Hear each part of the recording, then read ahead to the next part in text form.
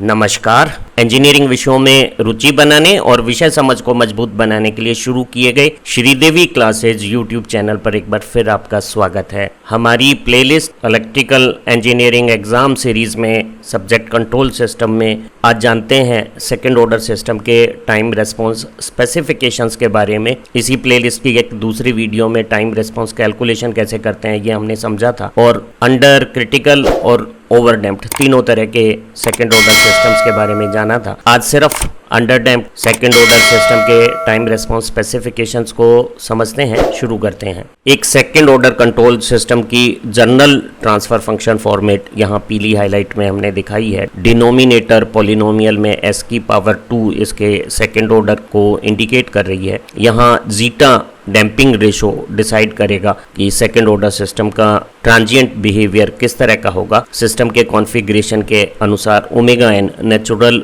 Frequency of oscillation या undamped frequency of oscillation कहलाती है। डिनोमिनेटर फंक्शन को इक्वल टू 0 करके जो कैरेक्टरिस्टिक इक्वेशन आएगी उसके रूट्स हमारे ट्रांसफर फंक्शन की पोल फ्रीक्वेंसीज को बताते हैं, और मैथमेटिकल कैलकुलेशन से इस क्वाड्रेटिक रिलेशन के जो रूट्स आए हैं वो अलग अलग जीटा वैल्यूज़ के लिए ये प्लस और माइनस साइन के साथ 2 हो सकते हैं। अगर जीटा की वैल्यू 1 से कम होगी तो ऐसा सिस्टम अंडरडैम्प्ड कहलाएगा, और रूट में जो नेगेटिव वैल्यू आई है उसका जब रूट लेंगे तो एक कॉम्प्लेक्स फॉर्मेट बन जाएगा पोल फ्रीक्वेंसी का, क्योंकि ये पार्ट इमेजिनरी पार्ट होगा। तो हमारे जो 2 रूट हैं वो कॉम्प्लेक्स कॉन्जुगेट पोल्स बताएंगे। अगर जीटा डैम्पिंग रेशो 1 है तो हमारे दोनों पोल एक ही जगह पे रिपीट होंगे, तो 2 रियल रिपीटेड पोल जीटा 1 पे माइनस ओमेगा एन फ्रीक्वेंसीज पर आएंगे, और ऐसे रेस्पॉन्स को हम क्रिटिकल डैम्प्ड रेस्पॉन्स कहेंगे। अगर जीटा की वैल्यू 1 से अधिक है तो 2 डिस्टिंक्ट सेपरेट, एक प्लस के साथ और एक माइनस के साथ रूट्स आएंगे, और हमारा सिस्टम ओवर डैम्प्ड रेस्पॉन्स दिखाएगा। आज हम सिर्फ अंडर डैम्प्ड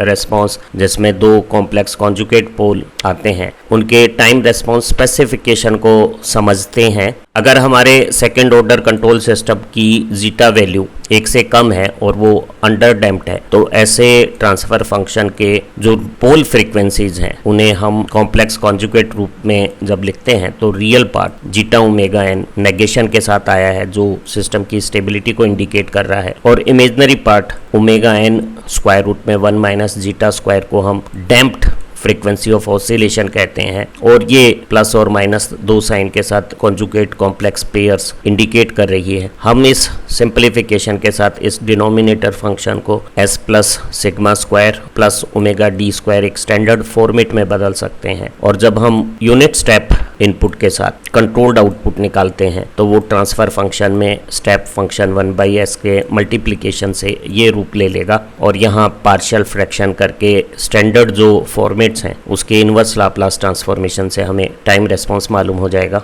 सेकंड ऑर्डर के स्टैंडर्ड ट्रांसफर फंक्शन में जब हम स्टेप रेस्पॉन्स का 1/s मल्टीप्लिकेशन कर देते हैं तो हमारे पास कंट्रोल्ड आउटपुट रेफरेंस आ जाएगा, और इस पीली हाईलाइट में आए हुए ट्रांसफर फंक्शन को हम पार्शियल फ्रैक्शन करके स्टैंडर्ड फॉर्मेट में ले लेते हैं तो एक फ्रैक्शन 1/s हो जाएगा, दूसरा fraction s/s square plus omega square format में आ जाएगा जहां ओमेगा डैम्प्ड नेचुरल फ्रीक्वेंसी है और s की जगह s प्लस सिग्मा है जहां sigma zeta omega N product है, और एक तीसरे फ्रैक्शन में हम omega upon S square plus omega square format ले लेंगे। s की जगह s प्लस सिग्मा है और इसका multiplier coefficient zeta upon 1 minus zeta square है। ये मैनिपुलेशन हम मैथमेटिक्स की मदद से कर सकते हैं, और एक अच्छी एग्जामिनेशन पकड़ के लिए इसे 1 या 2 बार लिखकर आपको याद भी कर लेना चाहिए। अब ये स्टैंडर्ड फॉर्मेट में इनवर्स लाप्लास लेने पे टाइम रेस्पॉन्स आ जाएगा 1/s का 1 आ गया। यहाँ ये कोसाइन फार्मूला है तो कॉस ओमेगा डी टी, और क्योंकि s की जगह s प्लस सिग्मा है तो e की पावर माइनस सिग्मा टी, ध्यान रहे सिग्मा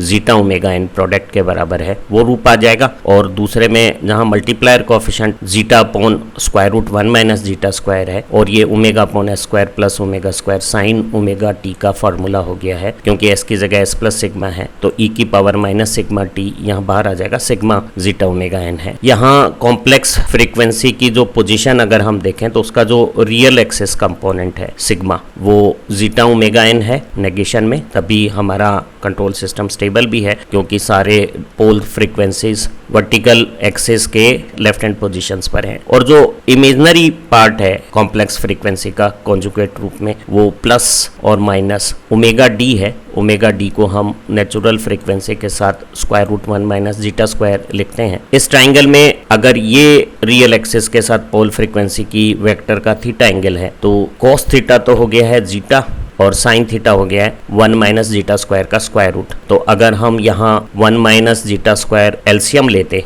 और उसे बाहर लेते, तो इसके मल्टीप्लायर को साइन थीटा और इसके मल्टीप्लायर को कॉस थीटा लिखते, तो ये एक बहुत आसान याद करने के लिए रूप हो गया है। और यहाँ थीटा इस ट्राइंगल में टेन थीटा अगर आप देखें तो याद कर सकते हैं, परपेंडिकुलर जो omega N square root 1 minus zeta square damped frequency है ऑसिलेशन की, और real part zeta omega N दोनों में कट जाएगा और ये रेशो टेन थीटा की वैल्यू दे देगा। तो हम थीटा को याद कर सकते हैं और ये फॉर्मेट बहुत आसानी से याद किया जा सकता है। अगर आपको बीच की मैथमेटिक्स स्टेप्स याद करने में दिक्कत आती है, तब भी आप इस नीले फ्रेम में आए हुए ट्रांजिएंट रेस्पॉन्स को अच्छी तरह से याद कर लें। एक सेकंड ऑर्डर सिस्टम की अंडर डैम्प्ड कंडीशंस पे जो टाइम रेस्पॉन्स का मैथमेटिकल एक्सप्रेशन है, वो यहाँ अलग अलग डैम्पिंग रेशो जीटा 0.5 के लिए रेड कर्व से और जीटा 0.8 के लिए ब्राउन कर्व से हमने दिखाया है। और जब हमारा समय इनफाइनाइट की तरफ चलेगा तो ये एक्सपोनेंशियल टर्म 0 होने के कारण हमारा स्टडी स्टेट मैग्नीट्यूड 1 आ जाएगा। और आप देख रहे हैं कि एक अंडर डैम्प्ड ट्रांजिएंट रेस्पॉन्स तेजी से शुरू में ट्रांजिएंट चेंज करता हुआ अपने फाइनल स्टडी वैल्यू को भी ओवरशूट कर जाता है और पीक ओवरशूट बनाने के बाद वापस डिक्रीज होता है। और सब्सिक्वेंट जो शूट्स हैं, चाहे नेगेटिव साइड में हो या पॉजिटिव साइड में हो, वो छोटे होते हुए बाद में वो सेटल हो जाता है अपनी फाइनल स्टडी स्टेट वैल्यूज के बहुत करीब। अगर हम डैम्पिंग रेशो जीटा का वैल्यू 0.5 से इंक्रीज होकर 0.8 होती है, तो हमारी ऑसिलेशंस कम हो जाते हैं, ऑसिलेशन की फ्रीक्वेंसी कम और टाइम पीरियड ज़्यादा हो जाता है और हमारा रेस्पॉन्स स्लो होकर जो पीक ओवरशूट बन रहा है वो भी छोटा बन जाता है। इस अंडर डैम्प्ड टाइम रेस्पॉन्स में हमें 0 से फाइनल वैल्यू के 50% वैल्यू तक आने का समय डिले टाइम, 0 से पहली बार final steady state value touch करने के टाइम राइज टाइम, पहली बार जो पीक मैग्नीट्यूड आ रहा है उसका पीक टाइम, पीक ओवरशूट, और 2 या 5% के टॉलरेंस में ये कब पहुंचता है, वो समय काल टाइम रेस्पॉन्स स्पेसिफिकेशन के बतौर समझने हैं, सबके बारे में डिटेल से अंडरस्टैंडिंग बनाते हैं। सेकेंड ऑर्डर के अंडर डैम्प्ड कंट्रोल सिस्टम में जो कंट्रोल्ड आउटपुट का टाइम रेस्पॉन्स होता है, उसमें एक्सपोनेंशियल डिकेइंग पार्ट के साथ ये जो फिगर है ओमेगा एन, साइनोसॉइडल ऑसिलेशंस को रिप्रेजेंट करने वाली ये जो टर्म है, उसके साथ जो ओमेगा एन फिगर लगा हुआ है, उस क्वांटिटी को हम अनडैम्प्ड नेचुरल फ्रीक्वेंसी कहते हैं। जब हमारे सिस्टम में डैम्पिंग 0 हो जाती है, सिस्टम अनडैम्प्ड होता है, तो हमारा जो टाइम रेस्पॉन्स है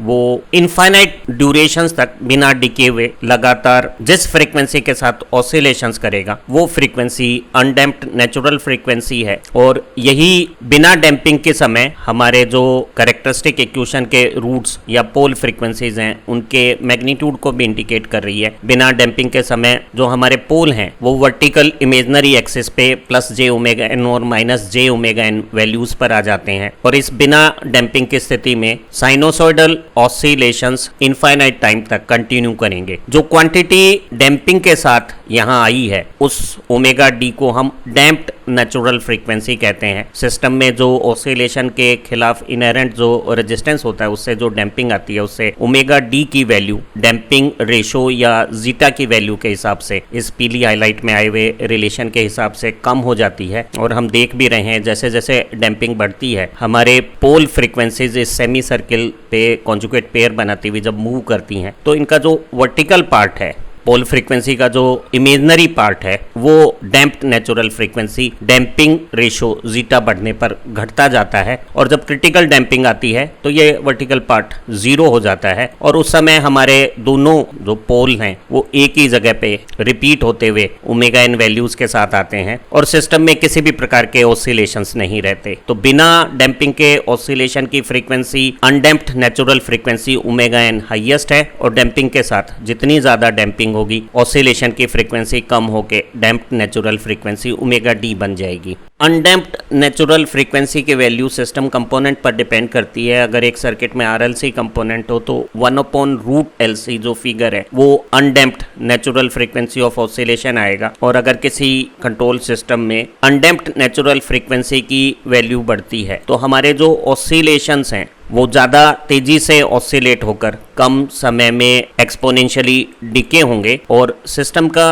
रिस्पॉन्स फास्ट हो जाएगा। वो कम डिले टाइम के साथ 50% वैल्यू पाएगा, कम राइज टाइम के साथ स्टडी स्टेट वैल्यूज पर आ जाएगा, पहला पीक भी कम समय में, पीक टाइम भी कम होगा और वो फाइनल टॉलरेंस रेंज 2% और 5% में सेटल भी जल्दी होगा। तो ओमेगा एन बढ़ने से, अनडैम्प्ड नेचुरल फ्रीक्वेंसी बढ़ने से सिस्टम ज़्यादा ऑसिलेटरी होगा लेकिन उसका रिस्पॉन्स भी फास्ट हो जाएगा। अगर हम सेकंड ऑर्डर ट्रांसफर फंक्शन का फ्रीक्वेंसी रेस्पॉन्स देखें तो वो जो जीरो फ्रीक्वेंसी पे यूनिटी गेन रख रहा था वो काफी फ्रीक्वेंसी पे यूनिटी रहता है, फिर रिजोनेंट फ्रीक्वेंसीज पे एक पीक आता है और बाद में अनडैम्प्ड नेचुरल फ्रीक्वेंसी के समय ट्रांसफर फंक्शन का मैग्नीट्यूड 1/√2 70.7% वैल्यूज पर आ जाता है और पावर आदि रहने पर ये 3 dB पोजीशंस आ जाती है। और ये जो लिमिट है अनडैम्प्ड नेचुरल फ्रीक्वेंसी, इसी को हम फ्रीक्वेंसी रेस्पॉन्स में बैंडविड्थ कहते हैं। तो अगर हमारा अंडरडैम्प्ड सेकंड ऑर्डर सिस्टम में नेचुरल अनडैम्प्ड फ्रीक्वेंसी ज्यादा होगी तो उसकी बैंडविड्थ ज्यादा हो जाएगी, रेस्पॉन्स फास्ट हो जाएगा, वो कम डिले टाइम, राइज टाइम और पीक टाइम के साथ तेजी से वेरी करता हुआ जल्दी से सेटल हो जाएगा। तो ओमेगा एन बढ़ने से रेस्पॉन्स फास्ट होगा, ज्यादा ऑसिलेटरी होगा और बैंडविड्थ भी बढ़ जाएगी। एक सेकंड ऑर्डर अंडरडैम्प्ड कंट्रोल सिस्टम में अगर डैम्पिंग रेशो जीटा की वैल्यू कम होती है, वो 0.8 की बजाय 0.5 होगा, तो हमारी पोल फ्रीक्वेंसी का जो इमेजनरी कंपोनेंट है डैम्प्ड नेचुरल फ्रीक्वेंसी वो इंक्रीज होगी और ज्यादा तेजी से अधिक फ्रीक्वेंसी के साथ कम टाइम पीरियड के साथ ऑसिलेशंस होंगे, रेस्पॉन्ड फास्ट होगा और हमारा पहली बार स्टडी मैग्नीट्यूड क्रॉस करके जो ओवरशूट पीक मैग्नीट्यूड बनता है उसका मैग्नीट्यूड भी डैम्पिंग कम होने से या डैम्प्ड नेचुरल फ्रीक्वेंसी इंक्रीज होने पे ओवरशूट बढ़ता है। अगर हमारा डैम्पिंग रेशो जीटा बढ़ता है तो पोल रियल एक्सिस के ज्यादा करीब आएंगे, उनका इमेजनरी कंपोनेंट कम होगा, इससे उनकी ऑसिलेशन की जो प्रवृत्ति है वो घटेगी और ओवरशूट भी कम हो जाएंगे और रेस्पॉन्स स्लो होता जाएगा। वो पहली बार जो स्टडी वैल्यू पाने का टाइम, राइज टाइम या आधी वैल्यू पाने का डिले टाइम है वो ज्यादा रखेगा। एक सेकंड ऑर्डर के अंडरडैम्प्ड कंट्रोल सिस्टम में जब यूनिट स्टेप इनपुट है तो उसका time response exponential decaying oscillatory pattern जो दिखाता है उसमें आउटपुट के मैग्नीट्यूड और टाइम के रिलेशन को अलग अलग डैम्पिंग पे हमने यहाँ प्रदर्शित किया हुआ है। इसके सभी टाइम रेस्पॉन्स स्पेसिफिकेशन को डिटेल में समझते हैं। पहला स्पेसिफिकेशन डिले टाइम है। डिले टाइम हम उस रिक्वायर्ड टाइम को कहते हैं जिसमें हमारा आउटपुट रेस्पॉन्स समय में पहली बार जो उसकी final steady state unity value है उसकी आधी वैल्यू पर पहुंचता है। तो जीरो मैग्नीट्यूड से स्टडी स्टेट वैल्यू के आधे लेवल तक पहुंचने में पहली बार लगा समय डिले टाइम कहलाता है। और एक अंडरडैम्प्ड सिस्टम में जो टाइम रेस्पॉन्स है उसका जो पीली हाईलाइट में आया हुआ एक्सप्रेशन जिस टाइम पे आधा हो जाता है स्टडी मैग्नीट्यूड 1 का, वो डिले टाइम हम कैलकुलेट कर सकते हैं। यहाँ जीटा डैम्पिंग रेशो है, omega N undamped natural oscillation frequency है, omega D damped oscillation frequency है और थीटा जीटा के साथ रिलेटेड एक रिलेशन से निकल जाएगा। और इस नॉन लीनियर इक्वेशन को हम अप्रोक्सीमेट मेथड से सॉल्व कर सकते हैं और डिले टाइम की वैल्यू डैम्पिंग रेशो जीटा और अनडैम्प्ड नेचुरल फ्रीक्वेंसी के साथ नीले फ्रेम में आए रिलेशन जैसी है। और ये रिलेशन बता रहा है अगर डैम्पिंग रेशो जीटा की वैल्यू बढ़ती है, जैसे वो 0.5 से 0.8 आता है, तो 50% लेवल तक आने में जो समय हमें लग रहा है वो इंक्रीज हो जाएगा। अर्थात delay time damping ratio zeta बढ़ाने पे बढ़ता है, अधिक डैम्पिंग रेशो के साथ हमारा टाइम रेस्पॉन्स स्लगिश हो जाएगा और वो अपनी फाइनल स्टडी का 50% लेवल देर से पाएगा। वहीं अगर हम undamped natural frequency of oscillation increase करते हैं तो टाइम रेस्पॉन्स फास्ट हो जाएगा और वो जल्दी ही अपनी 50% वैल्यू पाएगा, उसका डिले टाइम कम हो जाएगा। तो delay time undamped natural frequency के इनवर्स प्रोपोर्शनल है। एक सेकेंड ऑर्डर कंट्रोल सिस्टम को जब यूनिट स्टेप इनपुट देते हैं तो उसका रिस्पॉन्स अंडर डैम्प्ड कंडीशन पे डिकेइंग ऑसिलेटरी नेचर का हो सकता है और ओवर डैम्प्ड कंडीशंस पे ये बिना ऑसिलेशन करता हुआ स्लगिश नेचर का हो सकता है। दोनों ही प्रकार के आउटपुट रेस्पॉन्स में जो टाइम के साथ वेरिएशंस होता है, हम एक टाइम को डिफाइन करते हैं जिसे राइज टाइम कहते हैं। और rise time under damped system के लिए जो फास्ट रेस्पॉन्स के साथ ऑसिलेटरी नेचर का है और पीक एक्सपोनेंशियली टाइम के साथ डिके होते हैं, उसमें राइज टाइम जीरो वैल्यू से पहली बार फाइनल स्टेडी स्टेट लेवल पाने में लगा हुआ समय है। वहीं एक ओवर डैम्प्ड सिस्टम जो स्लो स्लगिश है, बिना किसी ऑसिलेशंस के जीरो से इंक्रीज होकर वैल्यू फाइनल स्टेडी पोजीशंस तक पहुंचेगी, उसमें 10% से 90% लेवल के बीच में लगा समय राइज टाइम है। और साफ जाहिर हो रहा है अगर हमारी डैम्पिंग बढ़ती है, डैम्पिंग रेशो जीटा की वैल्यू बढ़ती है, तो राइज टाइम का मैग्नीट्यूड बढ़ेगा, हमारा सिस्टम स्लगिश स्लो हो जाएगा, कम डैम्पिंग रेशो के साथ रेस्पॉन्स फास्ट होगा और उसका राइज टाइम कम होगा। राइज टाइम का न्यूमेरिक रिलेशन भी समझते हैं। एक सेकेंड ऑर्डर कंट्रोल सिस्टम में जब अंडर डैम्पिंग की कंडीशन है, यानी डैम्पिंग रेशो जीटा की वैल्यू 0 और 1 के बीच में है, तो उसका टाइम रेस्पॉन्स इस मैथमेटिकल रिलेशन से दिया जा रहा है। और ग्राफिकली यहाँ रेड और ब्राउन दो अलग अलग जीटा वैल्यूज 0.5 और 0.8 के साथ हमने टाइम के साथ आउटपुट टाइम रेस्पॉन्स को प्लॉट किया हुआ है। 0 से फाइनल स्टेडी स्टेट वैल्यू आने की ये जो पोजीशन है, उस टाइम को हम राइज टाइम कहते हैं। और हम फाइनल स्टेडी स्टेट वैल्यू 1 को यहाँ रखें और टाइम को राइज टाइम लिख देते हैं, तो हम पाते हैं कि ये फिगर जब 0 हो जाएगा तो ये इक्वेशन बैलेंस हो जाएगी। इस टाइम कंडीशंस पे 0 को साइन पाई के बराबर अगर हम रख दें तो हमारा राइज टाइम पाई में से थीटा का सब्ट्रैक्शन होने के बाद डैम्प्ड नेचुरल फ्रीक्वेंसी के डिवीजन से आ जाएगा। ये जो डैम्प्ड ऑसिलेशंस हो रहे हैं वो पहली बार जब पीक पोजीशंस पर आते हैं तो वो आधी साइकिल या पाई एंगल है। और हम देख रहे हैं कि राइज टाइम, क्योंकि ये ओवर शूटिंग हुई है, स्टडी कंडीशंस पहले ही आ गई है पहली बार, लेकिन ये टिकता नहीं है, इस वैल्यू के बाद ये ओवर शूट होता है। तो जो पीक पोजीशन है उसका एंगल पाई है और ये पाई से थीटा एंगल पहले आ गया है। और हम थीटा को पोल फ्रीक्वेंसी की जो डायग्राम है उसमें ये जो राइट एंगल ट्राइंगल बनता है उससे निकाल सकते हैं। जो हमारी पोल फ्रीक्वेंसी का रियल पार्ट है वो sigma, negative sigma zeta omega N है, और जो वर्टिकल पार्ट है डैम्प्ड नेचुरल फ्रीक्वेंसी वो ओमेगा एन स्क्वायर रूट में 1 माइनस जीटा स्क्वायर रिलेशन के साथ है। तो tan theta perpendicular upon base करें, ओमेगा एन कैंसिल हो जाएगा, तो ये जो रिलेशन है उसका टेन इनवर्स से हम थीटा निकाल सकते हैं और थीटा की वैल्यू से हम राइज टाइम निकाल सकते हैं। और हम इस एक्सप्रेशन से समझ सकते हैं राइज टाइम और डैम्प्ड फ्रीक्वेंसी जो ऑसिलेशन की है वो एक दूसरे की इनवर्स हैं। अगर हम डैम्पिंग कम करेंगे तो डैम्प्ड फ्रीक्वेंसियां बढ़ेगी और जब ओमेगा डी बढ़ेगा तो हमारा रेस्पॉन्स फास्ट हो जाएगा और राइज टाइम कम हो जाएगा, जैसा कि इस एक्सप्रेशन से समझ आ रहा है। सेकेंड ऑर्डर के अंडर डैम्प्ड कंट्रोल सिस्टम में जब हम यूनिट स्टेप इनपुट देते हैं तो उसका जो ऑसिलेटरी आउटपुट टाइम रेस्पॉन्स है वो फाइनल स्टडी कंडीशन जो 1 यूनिट की पाता है उसे पहली बार राइज टाइम में क्रॉस करके अपने इंटरनल कंपोनेंट की स्टोर्ड एनर्जी से ओवरशूट कर जाता है और हमारा आउटपुट टाइम के साथ जो सबसे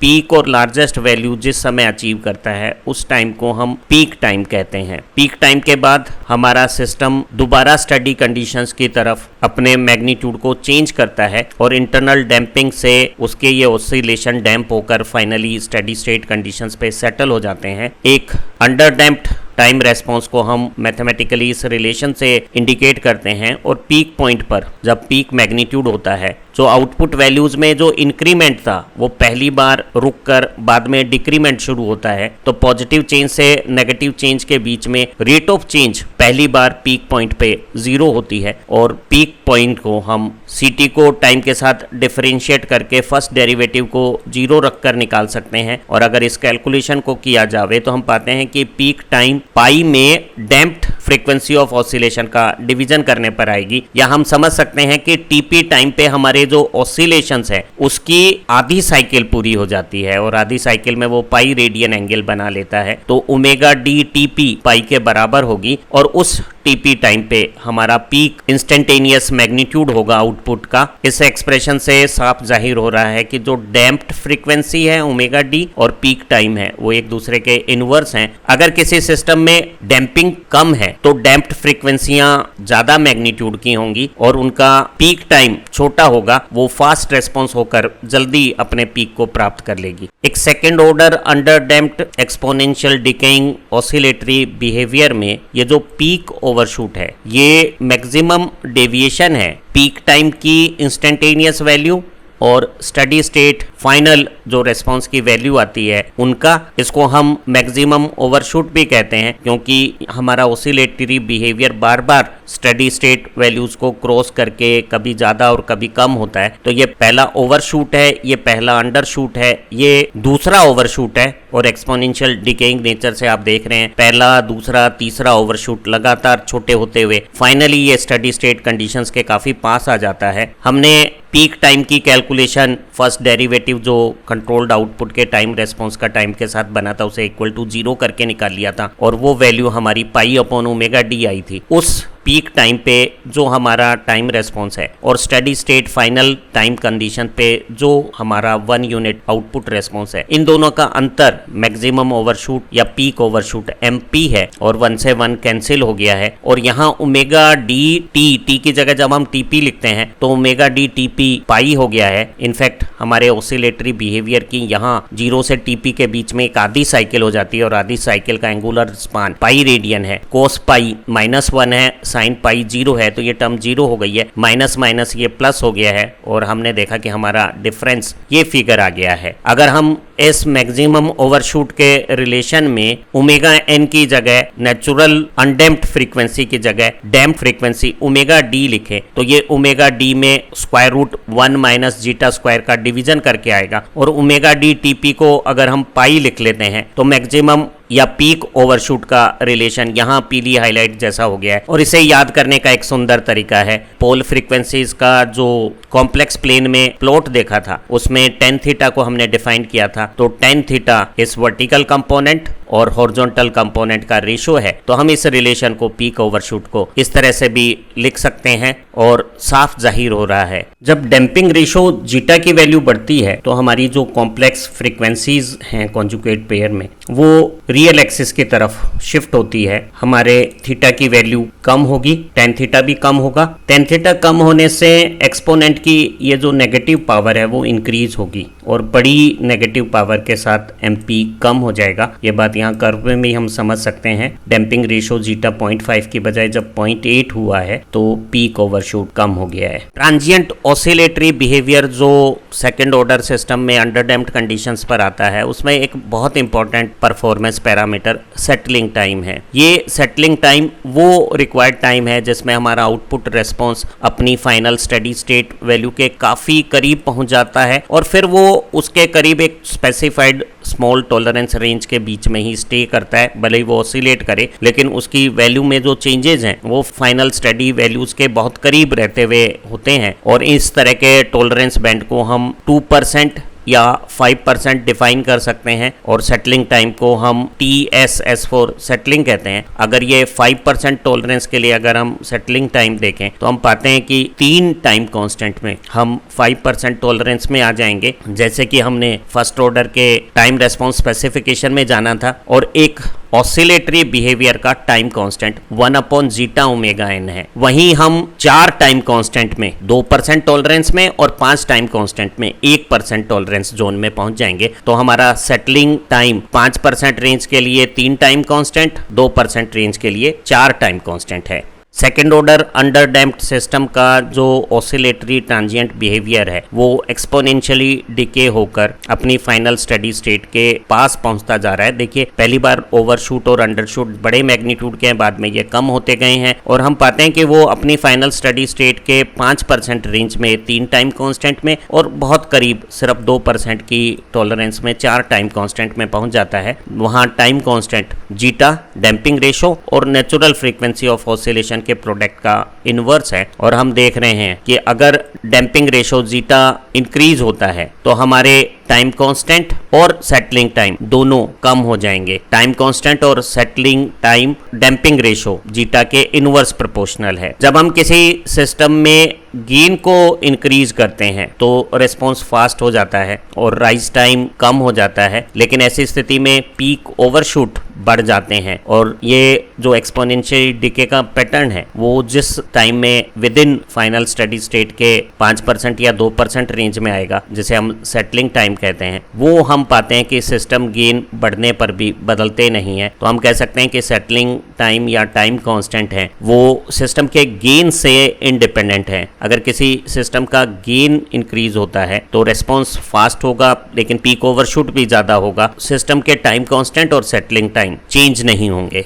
हमारी परीक्षाओं में थ्योरेटिकल क्वेश्चन के साथ साथ बहुत आसान से न्यूमेरिकल क्वेश्चंस भी आ सकते हैं और हम सारी टाइम रेस्पॉन्स स्पेसिफिकेशन को यहाँ एक ही शीट में समराइज किए हुए हैं। ये जो हमारा under damped oscillatory decaying behaviour है वो 0 से अपनी फाइनल स्टडी स्टेट वैल्यू का 50% लेवल जिस डिले टाइम में पाता है वो डिले टाइम डैम्पिंग रेशो और अनडैम्प्ड नेचुरल फ्रीक्वेंसी के साथ ये पीली हाईलाइट वाला रिलेशन रखता है। और ये रिलेशन बता रहा है कि अगर हमारी अनडैम्प्ड नेचुरल फ्रीक्वेंसी ज्यादा होगी तो डिले टाइम कम हो जाएंगे क्योंकि हमारा बिहेवियर ज्यादा ऑसिलेटरी फास्ट चेंज होगा और वो जल्दी से ही 50% वैल्यूज को पा लेगा। लेकिन अगर हम डैम्पिंग रेशो जीटा की वैल्यू बढ़ाते हैं तो हमारे रेस्पॉन्स स्लगिश हो जाएंगे और डिले टाइम ज्यादा लगेगा। डैम्पिंग के साथ ये जो ऑसिलेशन है वो डैम्प्ड नेचुरल फ्रीक्वेंसी के साथ हो रहे हैं और इसकी आधी साइकिल पे ये पहली बार पीक इंस्टेंटेनियस पोजीशंस पर आ जाता है जो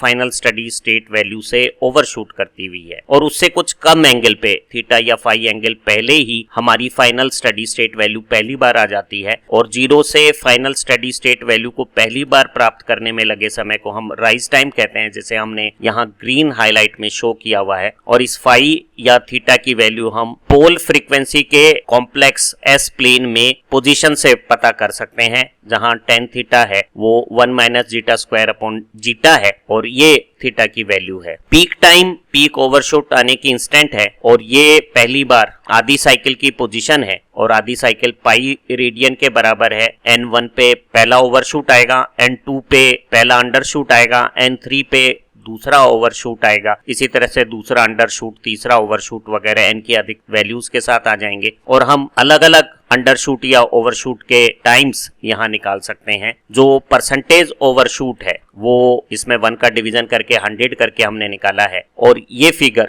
1 अपॉन जीटा स्क्वायर का under root divided by zeta tan theta है और हम exponential power minus pi upon tan theta से ये कैलकुलेशन कर सकते हैं। हम 5% टॉलरेंस रेंज में 3 टाइम कांस्टेंट में आ जाएंगे और 2% टॉलरेंस 4 टाइम कांस्टेंट में आएगा और time constant 1 over zeta omega N है। जीटा डैम्पिंग रेशो है, omega N undamped natural frequency of oscillation है। तो इन रिलेशंस को याद किया जा सकता है सीधे डाटा सब्स्टिट्यूट करके। हम delay time, rise time, peak overshoot, percentage peak overshoot, settling times 2% tolerance में या 5% टॉलरेंस में निकाल सकते हैं। किसी भी कंट्रोल सिस्टम के एग्जाम में सेकेंड ऑर्डर सिस्टम के टाइम रेस्पॉन्स स्पेसिफिकेशंस के बारे में जो इस वीडियो में हमने डिस्कशन किया है उस पर बेस्ड एग्जामिनेशन क्वेश्चन हमेशा आते हैं और इस वीडियो की मदद से आपको अपनी परीक्षा में न केवल इफेक्टिव रिप्रेजेंटेशन करना आएगा बल्कि टाइम रेस्पॉन्स के न्यूमेरिकल करना भी आ जाएगा।